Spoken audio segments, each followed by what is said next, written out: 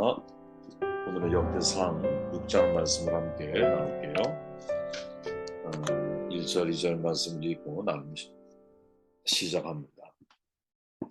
레위의 아들들은 게르손과 그핫과 무라리요, 그핫의 아들들은 아므람과 이스할과 헤브론과 우시엘이요. 자기 자리에서 신앙인이 되어야 합니다. 라는 제목으로 말씀 나눌게요. 역대상 6장은 레위 지파 계보에 관한 이야기를 소개하죠. 굉장히 긴 계보를 소개하고 있는데 그 전체가 다 레위 지파에 관한 내용입니다. 다시 말하면 그만큼 중요하다라고 이해할 수 있겠죠. 과연 우리가 이 6장을 통해서 얻을 수 있는 교훈이 뭘까? 질문을 가지고 묵상을 시작해 보면 첫 번째 중요한 것은 신앙의 회복이 사실은 이 역대기 기자에게 있어 가장 중요한 관심이구나 하는 것을 깨닫게 된다라는 거예요. 역대기서는 이제 열왕기서와 동시대의 역사를 기록하고 있다는 공통점이 있지만 이제 차이점이 있다면 각기 다른 관점으로 기록이 되고 있다는 거죠. 열왕기서 우리가 다 묵상해서 알지만 선지자적인 관점에서 기록한 것이라면 역대기서는 제사장적 관점에서 기록이 되었어요.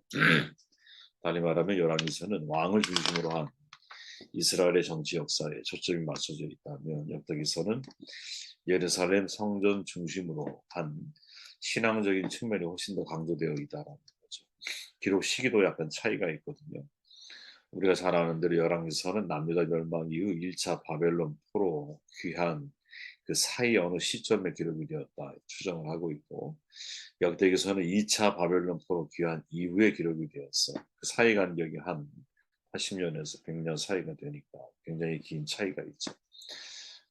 그 기록 시기의 차이에 따른 역사서의 강조점이 달라질 수밖에 없는 거죠. 세월이 많이 지났기 때문에.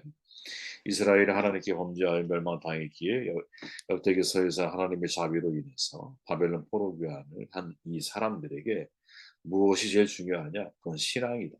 이렇게 강조할 수밖에 없는 거죠. 남유다가 바벨론에 의해 BC 580년에 멸망당하잖아요. 그리고 1차 포로 귀환은 대략 한 50년 후에, 왜냐하면 그 전에 이미 이제 포로로 다 많이 끌려갔었기 때문에 전체적으로는 한 70년 되지만 1차 포로 귀환은 한 50년 정도 지난 후에 포로 귀환이 이루어지죠. 본고로 돌아온 사람들에게 하나님으로 택함받은 백성들의 정체성을 회복시키는 일을 위해서 하나님으로부터 시작된 그들의 그 뿌리를 찾는 것 대단히 중요한 일이 아닐 수가 없죠. 그래서 역대기서 초반부는 이스라엘 족보가 기록이 되는 거예요. 그들의 정체성을 회복시켜주기 위해서 역대상 1장부터 9장까지 이스라엘 지파 자손들을 기록을 하면서 가장 많은 양을 할애하는 것이 바로 하나님께서 세우신 왕의 자손 유다 지파, 그죠? 그리고 그 다음으로 많은 양을 차지하고 있는 사람이 바로 레위 지파라. 조금 이해가 되십니까? 하나님께서 제사와 성전 업무를 부여했던 그 레위 지파에 대한 메시지가 가장 많이 이제 기록이 되어져 있는 거죠. 왜? 신앙의 중요성을 강조하고 있기 때문에 그렇습니다. 입장에서 주목할 것은 2절에 레위의 아들들을 언급한 세 명이 언급되잖아요. 근데 그 중에서 그핫 후손에 대한 계보를 기술을 하고 있죠. 이유가 뭐냐? 모세가 거기서 태어났기 때문에 그래요. 그핫의 후손 중에 아세아랴가 솔로몬 성전의 제상 직분을 행하고 있었기 때문에 바벨론에 의해 멸망당할 때도 제상 여호사닥이 바벨론 포로로 끌려갔다는 사실까지도 기록을 하고 있죠. 남유다가 멸망당한 이후에 50년 동안 이스라엘은 성전에서 제사하는 제사장의 존재 이유가 당연히 사라지게 되죠. 이 역대상 6장에서 이스라엘의 대제사장의 계보를 먼저 언급하면서 포로로 귀환한 포로 세대 그들에게 필요했던 게 뭐냐? 성전과 제사장직의 중요성을 언급하고 신앙의 회복을 강조하고 있는 거죠. 쉽게 말하면 내 육체가 자유로워졌다고 끝나는 게 아니야. 진짜 회복은 영적인 회복에 있는 거야. 신앙의 회복에 있는 거야. 바벨론에서 포로로 내가 다시 돌아왔어. 근데 만약에 내가 예전처럼 살아간다면 예전과 달라질 것이 하나도 없는 거죠. 진짜 이들이 변화되어져야 되고 진짜 이들이 깨달아야 할 자유는 영적인 자유, 신앙의 자유다. 그리고 이 일을 위해서는 누가 이 일에 초점을 맞춰서 역할을 감당해야 되느냐? 바로 레위 사람들인 거죠. 그래서 역대기 기자는 유다 지파를 가장 많이 이제 계보에 대해 자세하게 소개를 하고 그 다음에 이 레위 지파에 대해서 무려 한 장 전체를 거의 뭐 한 80절에 가까운 내용을 통해서 레위 지파에 대해서 아주 무게감 있게 다뤄주고 있는 것이죠. 왜? 이들이 잘못하면 이스라엘은 또 실패하게 될 것이고 이들이 잘하면 이스라엘은 성공하게 될 거예요. 마치 교회로 얘기하면 목사가 잘해야 되는 거죠, 목회자가. 그래서 그 목회자가 잘해야 교회가 건강해질 수 있는 것 아니겠습니까? 목회자가 잘못되면 교회가 병들어가는 게 당연한 거죠, 여러분. 집안에 아버지, 엄마가 잘못되면 가정은 해체되기 쉬운 거죠. 마치 이제 그런 원리를 우리는 이해할 수 있다라는 거예요. 두 번째, 31절 말씀을 보니 언약궤가 평안을 얻었을 때에 다윗이 여호와의 성전에서 찬송하는 직분을 맡긴 자들은 아래와 같았다 이렇게 말하죠.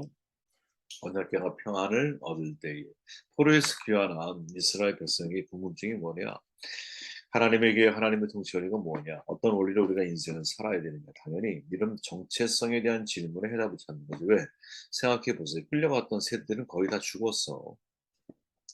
2세대, 3세대 사람들이 사실은 포로 귀환의 중요한 중심축이었죠.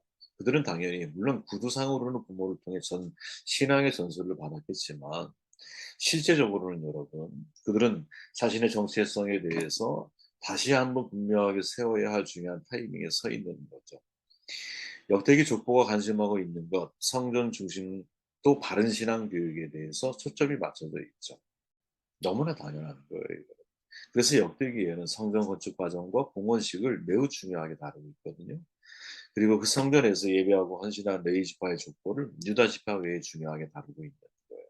우리가 좀 그리고 나서 내용을 다 읽어보신 분은 알겠지만 찬양하는 일에 대해서 굉장히 중요하게 다루죠. 레위 지파가 다윗이 그 찬양하는 사람을 세웠는데 그것이 솔로몬 왕이 성전을 지을 때까지 꽤 오랜 시간이죠. 오랜 시간 동안 그들은 그 역할을 감당했다라고 말을 하는데 중요한 것은 뭐냐? 성경이 여기에서 그 모든 시작이 다윗이 언약궤를 안정시킨 후 평안을 얻었을 때라고 뭐랄까 정돈하고 있다라는 거죠. 그럼 질문해야 되죠. 언약궤가 평안을 얻은 때가 언제인가? 언제를 가리키는가? 여러분 기억하실 거예요. 사무엘하 6장에 보면 다윗이 아비나답의 집에서 하나님의 언약궤를 다윗성으로 옮기잖아요. 사고를 당하죠. 베레스 우상 다 기억하시죠? 엘리 제사장 때 블레셋에게 전쟁을 통해 언약궤를 뺏겨요. 블레셋이 저주가 잡고 불미스러운 일이 벌어지니까 베세메스를 거쳐서 아비나답의 집까지 오게 된 거죠. 다윗이 신하들과 함께 소와 수레를 이끌고서 그걸 가지러 가잖아요. 그죠? 그런데 나오다가 이제 그 우사, 아베나답의 아들 우사가 그 궤를 만지면서 죽음을 당하죠. 그래서 다윗이 두려워해. 하나님의 궤를 다윗성으로 옮기는 것을. 임시로 오베데돔의 집에 옮겼는데 3개월 만에 하나님이 축복하셔서 놀라운 일이 벌어져요. 너무 기뻐하면서 그 궤를 다시 고핫 자손을 통해서 메어가지고 다윗성에 드리죠. 그 언약궤가 다윗성 회막에 안착되었을 때 바로 이것이 언약궤가 평화를 얻은 때 바로 이때를 가리키는 거죠. 그죠? 그런데 우리가 이 말씀을 여러분 사실은 조금 더 확장해서 해석할 수 있다고 저는 보거든요. 언약궤가 평안을 얻을 때가 언제이냐. 달리 표현해 보면 언약궤가 있어야 할 자리에 있을 때이죠. 그죠? 언약궤가 없어야 할 자리, 블레셋 땅에 있을 때는 언약궤로 인하여 사실은 그 땅이 저주의 땅이 되지만 언약궤가 있어야 될 때, 그죠? 있어야 할 자리. 오베데돔이라고 하는 믿음의 사람이 그 언약궤를 받아들였을 때는 그 가정의 축복이 되지만 믿음이 없는 사람이 받아들였을 때는 그 자리가 저주의 자리가 돼요. 그러니까 말씀이 있어야 할 자리에 말씀이 있어야 한다. 말씀이 말씀의 자리에 있을 때 신앙은 진짜 회복이 돼. 말씀이 있어야 할 자리에 내 생각과 나의 사상이 자리 잡혀 있다면 그 신앙은 변질되기 마련이에요.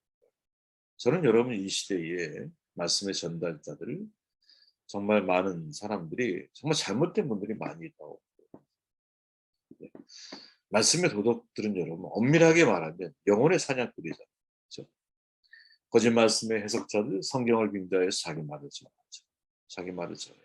자기의 사상, 뜻을 전하고 하나님 말씀을 자기의 사상을 전하는데 이용하죠. 오히려 자기 식대로 해석하고 자기 식대로 적용하고 자기 식대로 가감하고 수정하고 자기 방식대로 복음을 전하는 거예요.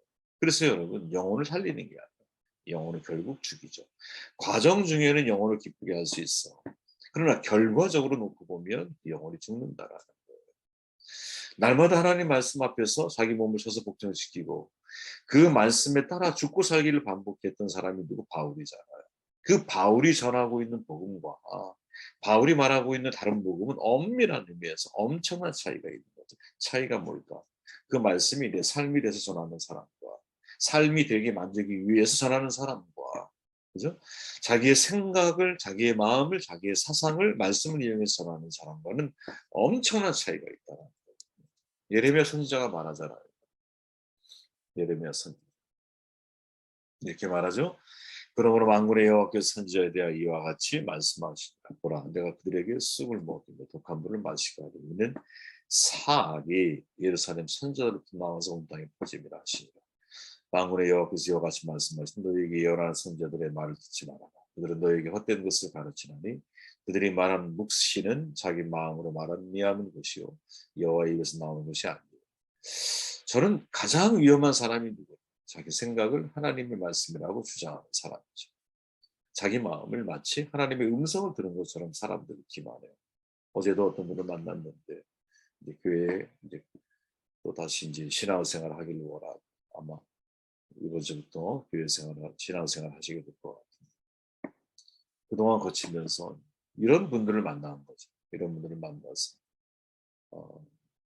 하나님 말씀을 왜곡한 이게 하나님 말씀이다라고 그분한테 말을 했는데 그 말이 도대체 믿어지지가 않고 그래서 이제 결국 방황하다가 다시 만나게 되었습니다. 그런 이야기를 들을 때마다 진짜 마음이 아프죠. 네. 어떻게 저렇게 쉽게 하나님의 말씀에 대해서 자기 생각을 하나님의 말인 것처럼 이렇게 이야기를 하나. 참 주목되는 게 뭐냐. 사악이 선지자들로부터 나와서 온 땅에 퍼진다. 이 말이죠. 그러니까 말씀 전달자가 잘못되면 온 땅이 병드는 거예요. 말씀을 해석하고 전달하는 메신저가 얼마나 중요한 것인가. 역으로 말하면 이 말씀을 해석하는 사람들은요. 반드시 정말 매일매일 말씀의 영에 내가 접속되어 있어야 되거든요. 이게 가장 어려운 일인 것 같아요. 여러분 해보면 매일매일 내 생각이 말씀 속에 파묻혀 있지 않으면 실은 말씀이 매일매일 내 안에서 하나님의 음성이 분별되어지질 않아요. 이게 참 쉽지가 않은 거예요. 그죠? 말씀의 영이 없이 말씀풀이는 위험하고 되는 게로 아무리 내가 여러분 정말 갈고 닦은 한 편의 말씀, 설교 말씀 잘 만들 수 있잖아. 그죠? 사람의 마음을 감탄을 일으키고 감동을 줘. 그래도 여러분 이렇게 영에 접촉되어 있지 않은 말씀은 인간적인 감동을 줄 수 있을지 모르지만 인격적인 변화, 내적인 감동 이거는 정말 쉽지가 않은 거예요. 저는 항상 원하는 게 뭐냐. 사람의 해석을 넘어서서 하나님이 정말 원하시는 하나님의 마음을 내가 알고 싶다. 네. 이런 싸움을 우리가 해야 한다고 저는 보거든요. 제가 전에 말씀드렸지만 성경은 여러분 하나님 말씀을 잘 노출시키는 게 제일 중요한 거예요. 그러면 사람의 말은 사라져요. 그런데 하나님 마음을 잘 노출시키지 못하면 그때부터 자꾸 내 말을 하게 됩니다. 세상에 그런 사람들이 너무나 많은 거죠. 그렇죠? 여러분도 역시 하나님 말씀을 잘 해석하는 분들이 되시기를 바라고 저와 함께 이 새벽에 말씀을 나눌 때 여러분들에게 그런 은혜 또 그런 기회가 함께 주어졌으면 좋겠어요. 말씀을 바르게 잘 해석해야 된다. 그래야 우리를 통해 전달되어지는 말씀이 영혼을 구원하게 되는 것이지 그렇지 않으면 우리가 오히려 사람들을 넘어지게 하는 사람이 될 수 있다. 그런 생각을 해보게 됩니다. 54절 말씀을 읽고 정돈할게요. 그들의 거주한 곳은 사방지기 안에 있으니 그들의 마을은 아내와 같으니라. 아론 자손 곧 그와 족속이 먼저 제비 뽑았으므로 레위 지파에 대한 이야기를 하고 있죠. 자기 자리에서 신앙인이 되라. 그들이 거주한 곳은 사방지기 안에 있다. 이 말을 여러분 밑줄 그어야 됩니다. 레위인들은 다른 지파들과 달리 이스라엘 지파 중에 흩어져 살아야 했잖아요. 이스라엘 공동체 내에서 여러분 영적, 신앙적, 사회적인 역할을 다 감당해야 하는 사람들이었거든요. 저는 바로 이것이 여러분 우리들의 실존적인 모습이라고 저는 우리의 생활 방식이어야 된다고 생각합니다. 우리의 삶의 모든 부분에서 거룩함을 유지해야 되죠. 이유가 뭐냐? 내가 서 있는 그 자리가 신앙인으로서 모범을 보여야 할 자리이기 때문에 우린 레이지파에 소속된 사람이라고 말할 수 있잖아요. 우린 제사장의 사람들이 그죠? 그러니까 제사장의 사람들의 특징이 뭐냐면 백성들 가운데 흩어져서 그 자리가 선교지라는 거예요. 그 자리가 교육하는 자리라는 거예요. 그러니까 달리 표현해 보면 내가 지금 속해 있고 내가 지금 살고 있는 그 땅 그 자리에서 나는 레이지파로서의 신앙인의 모습을 가지고 이제 살아야 한다는 거지.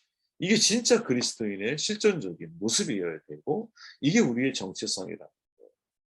많은 사람은 여러분 내가 거룩함을 유지하기 위해서 내가 속한 자리를 떠나서 특별한 다른 자리에 내가 살아가려고 하잖아. 그죠? 산에 들어가려고 하고 수도원 생활하고 기도원 생활을 하려고 그래. 물론 여러분 영성을 위해서는 혹은 더 깊은 기도를 더 깊은 내가 하나님과의 만남을 위해 더 깊은 예민한 영적인 성숙을 위해서는 그런 시간이 필요하겠지. 주님께서는 늘 한적한 곳 기도의 감람원을 찾으셨던 것처럼 우리에게 그런 게 필요하겠지. 그러나 그 다음은 뭐냐? 내가 살아야 할 삶의 자리에 내려와야 되는 거. 우리의 삶의 자리는 거기에. 우리의 삶의 자리는. 세상 속에서 내가 속한 그 자리에서 무엇? 사람들을 돕고 변화시켜야 할, 변화될 수 있도록 돕는 역할이 우리에게 주어져 있는 책임인 거지. 그들이 거주한 곳 사방지계 안에서 그들은 살아내야 되는 거예요. 삶의 자리를. 저는 이게 그리스도인의 실존적인 삶의 모습이 아니겠는가 하는 생각을 해보게 됩니다. 그 레이지파가 속해 있는 각 사방지기에 속해 있는 그 자리에 뭐가 있어요? 도피성이 있잖아요. 도피성. 그러니까 우리가 세상의 도피성의 역할을 감당해야 되는지. 그죠? 도피성에 와야 할 사람들은 누구예요? 죄를 범했지만, 그죠? 그 죄가 의도적인 죄가 아닌 죄. 그러니까 자기의 죄를 자각하지만 그 죄에 대해서 은혜를 필요로 하는 사람들이 피하는 장소이잖아요. 그게 어디예요? 그게 교회예요. 그게 우리여야 한다는 거죠. 사람들이 우리를 만나면 자신의 죄의 문제에 대해서 보호를 받을 수 있도록 그들을 도울 수 있도록 하는 역할이 우리의 역할이에요. 이러한 은혜가 저와 여러분들의 삶 가운데